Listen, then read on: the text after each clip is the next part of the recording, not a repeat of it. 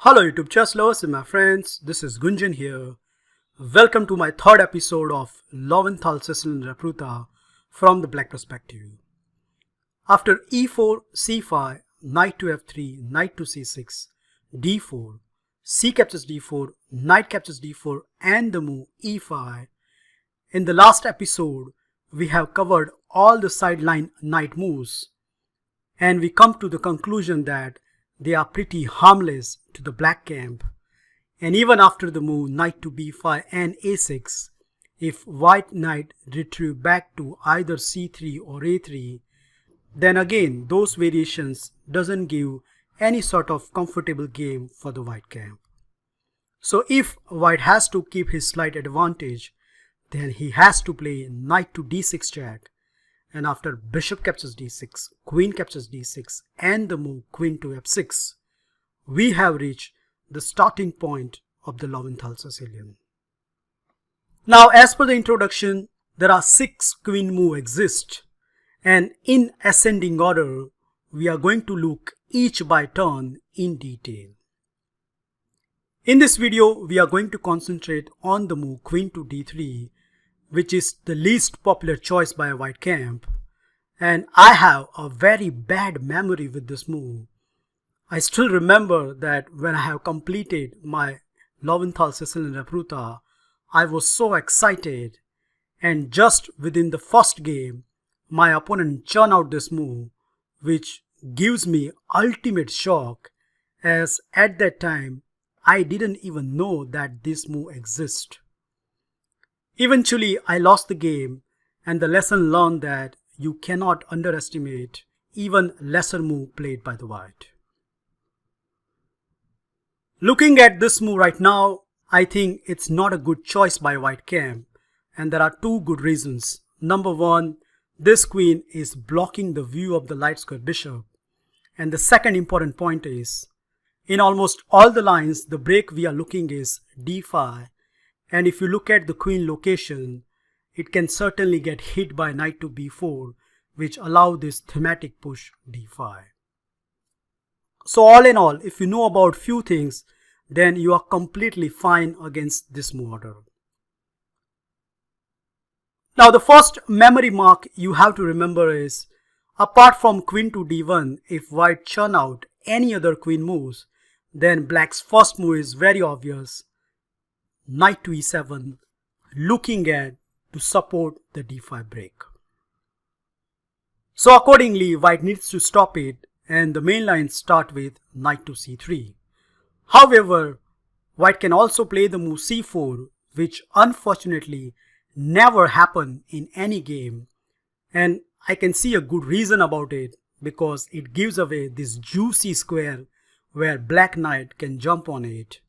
And I have attached a model game in the PGN which will give you a very good idea how comfortable black play happens against the move c4. Well, apart from knight to c3, white can also try other moves such as g3 or bishop to e2, which are kind of slow and which allows what actually black wants to do. So for example, if your opponent continue here with bishop to e2, trying to castle on the king side, well then he get this ultimate hit d5. So all these lines black achieve what he wants to do, namely d5 break. After e captures d5, yes indeed you can play the move knight to b4 and regain the pawn back, but I found even a better continuation starting with knight to d4. So threat is very simple. Black wants to play bishop to f5 and then deliver a fork on c2. Well, white has to stop it, so the natural move over here is knight to a3. But even after this, black can simply regain his pawn back with knight captures d5, and not only the threat remain as it is, But look at black knights, they are wonderfully posed on the center of the board compared to white pieces which are completely miscoordinated. We don't need to go further, as if you put this position in any professional engine, it like black position quite a lot.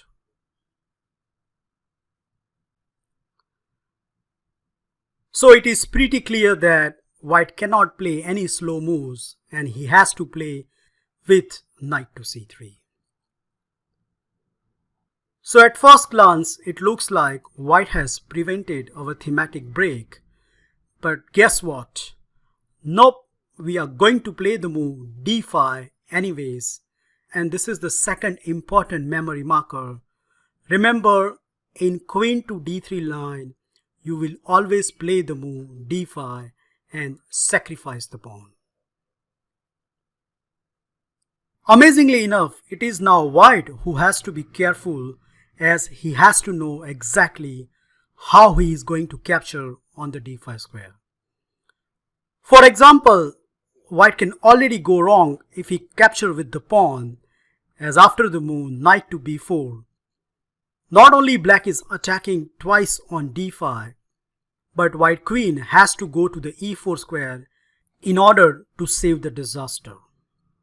Well, one of my own blitz game continue here with queen to d1, so my opponent doesn't realize the danger and I get immediately winning position after the following sequence: bishop to f5, looking at juicy c2 square.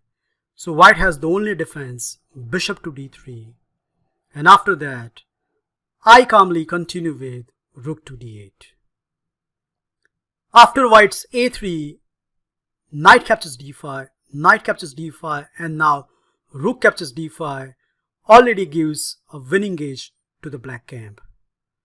My opponent decided to get out of the pain with queen to e2, but what he missed is, after bishop captures d3, pawn captures d3, and the simple and the trademark move of the Lowenthal Sicilian, queen to g6, attacking two spots, and white cannot defend both of them.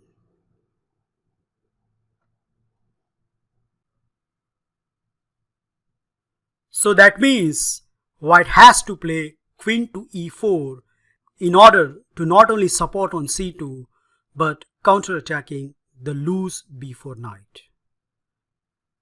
Okay, no issues. Black is going to continue with queen to d6, defending the knight and renewing the threat of bishop to f5.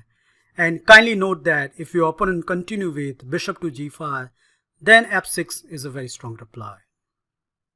Well, white has no choice. He has to play a3, again attacking the knight. And black response is force. Black has to capture back the pawn with b knight. After knight captures d5, here comes the third important memory marker. Do not recapture immediately, but please develop your light square bishop with bishop to f5. The point is, after queen check, bishop to d7 and the move queen to e4, we have developed our bishop on a very important square. Now black is going to recapture the piece with knight captures d5, and after bishop to c4 and the move bishop to c6. Not only black is ahead in piece development, but as I have highlighted here, white has a very simple plan to execute, namely castle and then quick f5, which gives him a good attacking position on white king side.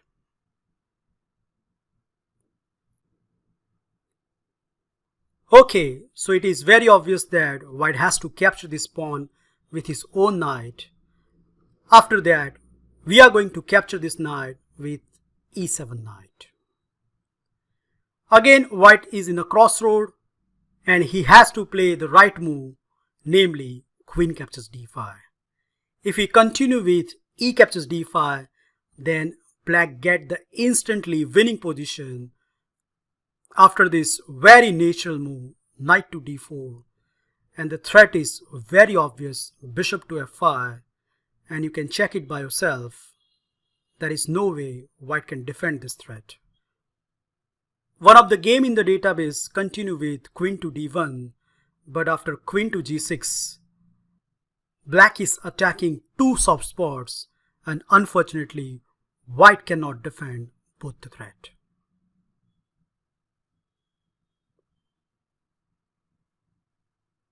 So by force, here white has to capture with the queen. And for a time being, yes, indeed, white is a pawn up. But believe it or not, this is exactly black wants. As after the move, bishop to e6, attacking the queen, queen has to go back to d3. As if he goes anywhere else, let's say queen to c5, trying to stop castling, black has this annoying move, queen to g6, which is not easy to deal with. So by force, white queen has to go back to the d3, and after that, here comes the fourth important memory marker. You have to play queen to g6 in order to prevent this light square bishop development. Also, queen to g6 creates some nasty problems for the white camp. For example, one of my game against 2200 rated opponent continue with bishop to e3, which looks so natural that white wants to castle on the queen side.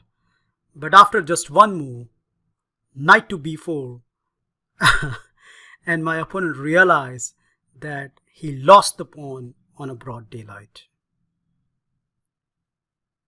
So white has to be very careful. In the database, one of the game continue with g3. So white plan is very obvious. He wants to play bishop to g2, castle on the king side, and remain a healthy pawn up, right? Well, nope, it's not that simple, as black activity can create some nasty problems to the white camp.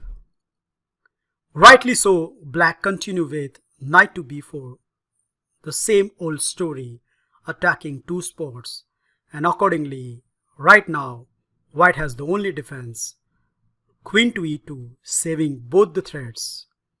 But black keep pushing with rook to c8, attacking on c2 one more time. c3 happened in the game, but as happened in many cases, when one side has a very good piece development, tactics immediately comes into the table. I hope you already see it, right? Yup, black delivered this deciding blow, bishop to c4, attacking the queen, and it doesn't matter wherever the queen goes, white is going to lose whole rook. For example, if queen to d2, then we have queen captures e4 and the rook on h1 will hang. And accordingly, if queen to f3, then we have knight to c2 check. This time around, we are getting the rook on the other side of the board. So amazingly enough, white has no option to go on the queen side with bishop to d2, and after black castle on the king side, white has to castle on the queen side. So now you can see the benefit of sacrificing a pawn. We get open d and c file, which not only gives hell lot of attack on the white king, but surprisingly enough, in this position, black has a move order which gives the pawn back immediately. The first move is very obvious, rook f to d8, attacking the queen. Kindly note, queen has to stay in the safeguard of e4 pawn, and accordingly, queen to e3 is an obvious response. Okay, now comes the fifth memory marker, and before I show it to you, kindly pause the video and find out the amazing resource for the black camp.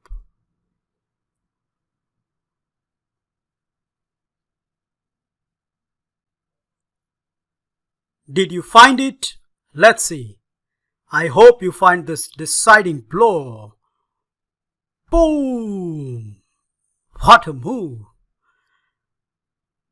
So not only black has regained his pawn back, but as I have highlighted over here, black has a very simple plan of campaign that he wants to play knight to d4 and then rook to c8, which gives him great attack on the white king, especially if white doesn't try to trap this bishop and play slow moves as I have highlighted over here.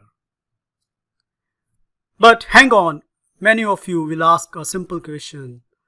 Well, isn't that a blunder? Can't white play the move b3 and trap down this bishop? Well, yes, he can, except he will get a completely lost position. There is a great chance that your opponent might fall for this, as there is not a single game in the database which continue in this manner. So this is one of my own invention, guys. And let's see what is the problem if white tries to capture our piece. The problems start by black's next energetic reply, a5. And what happens if white continue with his grabbing policy with king to b2, where we are going to sacrifice our piece in a style with a4. After king captures a2 and pawn captures b3, white can pack his bag and go home, as this position is that much lethal for the white camp. If king captures b3, then the simplest is knight to d4 check, and after king to b2 and the move queen to b6, white king will be checkmated very soon. So that's not a great choice for the white. And instead of capturing on b3, if white king try to run away with king to b2, well, that doesn't change the scenario, as after pawn captures c2, by force, black is going to checkmate white king. If rook to c1, then knight to d4 is a very strong reply. So accordingly, white has the only reply left, king captures c2. After that, you already know black's first reply. Yup, it's knight to d4 check. King to c1, what else? And now, the final moments, guys. Kindly pause the video and find out a force checkmate sequence.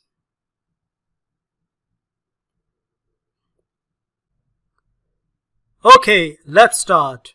The first move is very obvious, rook to a1 check, forcing king to the b2 square, and now this dazzling rook sacrifice, queen to b6 check. If king to c3, then queen to b3 is a checkmate, and after king captures a1 and the move rook to a8 check, yes, white can put some pieces in between, but that doesn't stop us to checkmate the white king.